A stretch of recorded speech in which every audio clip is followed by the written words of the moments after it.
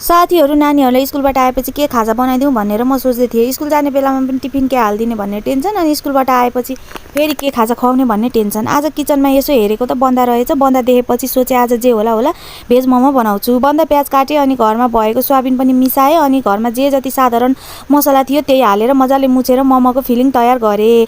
अब मोमो बनाउने बेला भयो, तर घरमा मैदा पिठो रहेनछ। पसलमा किन्न गएँ, नजिकैको पसलमा पनि मैदा रहेनछ। अब चोकतिर जान पनि टाढा, त्यसमाथि घाम पनि चर्को थियो। अनि सोचेँ अब के गर्ने त। त्यतिकैमा मेरो दिमागमा आइहाल्यो घरमा त आटाको पिठो पो छ, अनि त्यही आटाले मोमो बनाउँछु भनेर आटा मुछ्न थालेँ। आटाको डो तयार गरेँ अनि त्यसलाई बेलेर फिलिङ हाल्दै मोमोको डल्ला बनाउन थालेँ। अब मोमो पनि तयार भयो, तर फेरि अर्को टेन्सन, मोमो पकाउने भाँडो चाहिँ छैन। अनि फेरि दिमाग लगाएपछि घरमा भएको राइस कुकर देखेँ। सोचेँ यसैमा ट्राई गरौँ न त, बिग्रियो नि बिग्रियोस् भनेर, घरमै खाने त हो नि भनेर राइस कुकरमा पानी राखेर माथि जाली जस्तो थियो त्यसमा राखेर मोमो पकाउन थालेँ साथीहरू। अब म आफैलाई पनि विश्वास थिएन, तर मोमो त सोचेको भन्दा पनि राम्रो बन्यो। त्यतिकैमा नानीहरू पनि स्कुलबाट आइपुगे। मैले टमाटर र तिलको छोपको मिसाएर अचार बनाएकी थिएँ। अनि नानीहरूलाई मोमोसँग अचार दिए खाउँ भनेको त तरकारी खासै नखाने नानीहरू मोमो भनेपछि चाहिँ मिठो भएछ, अझै दिनु न पो भन्न थाले।